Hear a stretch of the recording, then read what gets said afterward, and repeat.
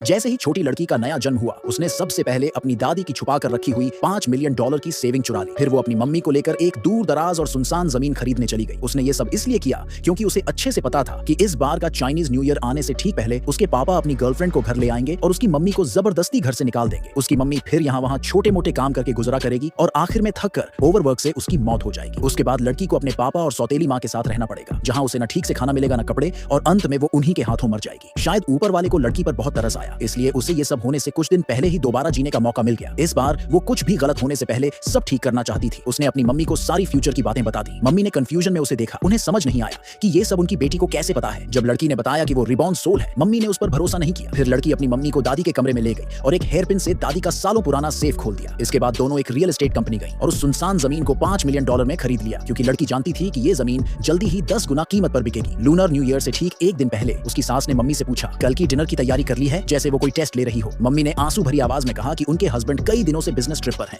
और अभी तक घर नहीं लौटे। उन्हें डर है कि शायद उनका अफेयर चल रहा है, इसलिए उनका मन नहीं है कुछ भी प्रिपेयर करने का। सास ने उसे समझाया कि ज्यादा मत सोचो और जल्दी से खाना बना लो। मम्मी तो चाहती थी कि सास मदद करे, लेकिन सास ने अचानक अपनी कमर में दर्द का बहाना बनाकर कमरे में वापस चली गई। मम्मी को पता था कि सास झूठ बोल रही है, पर उसे लगा कि अभी सच बताने का टाइम नहीं आया है। फिर मम्मी ने सास से थोड़े पैसे मांगे ताकि त्योहार के लिए कुछ सामान खरीदा जा सके। सास ने उसे $200 दिए और बोली, ये मैंने कबाड़ बेच के बचाए हैं, इससे कुछ चीजें खरीद लो। फिर जाने से पहले सास ने मम्मी को थोड़ा रोका और वापस अपने कमरे में चली गई। अब जाकर औरत को अपनी बेटी की बातों पर यकीन हुआ। उसे समझ आ गया कि उसका पूरा परिवार उसे बस एक फ्री की मेड समझता था, वो भी न्यू ईयर की रात को। औरत ने बीमार होने का बहाना बनाकर बाहर से $200 का खाना ऑर्डर करने की बात कही, लेकिन उसकी सास ने कहा कि बाहर का खाना गंदा होता है और उसे खुद ही खाना बनाना चाहिए। औरत ने साफ मना कर दिया और पूछा कि भाभी से क्यों नहीं कहती खाना बनाने को। सास ने कहा कि भाभी की अच्छी जॉब है, सैलरी भी हाई है और उसने पहले बच्चे में ही एक बेटा पैदा किया है, जबकि तू कई साल से शादी में है और अब तक सिर्फ एक बेटी ही हुई है। तुझे तो बस खाना बनाना, कपड़े धोना और घर साफ करना ही आता है। ये सुनकर औरत को साफ समझ आ गया कि उसकी सास ने कभी उसे अपना परिवार नहीं माना। तभी भाभी ने गुस्से में टेबल पर हाथ मारा और खड़ी हो गई। बोली कि अपनी औकात पहचानो और जल्दी से खाना बनाओ। औरत धीरे धीरे भाभी के पास गई और एक शब्द बोले बिना डाइनिंग टेबल को पलट दिया। उसी मोमेंट उसके पति अपनी गर्लफ्रेंड और नाजायज बेटे को लेकर घर आ गए। औरत कुछ पूछती उससे पहले ही पति ने सीधे तलाक की बात कह दी। उसने बताया कि वो पिछले 6 साल से अपनी मिस्ट्रेस के साथ है। अब तक उसने बीवी को इसलिए नहीं निकाला क्योंकि वो थोड़ा काम कर लेती थी और मेड की तरह घर चला रही थी। अब जब उसका बेटा बड़ा हो गया है तो वो चाहता है कि बीवी और बेटी घर छोड़ दे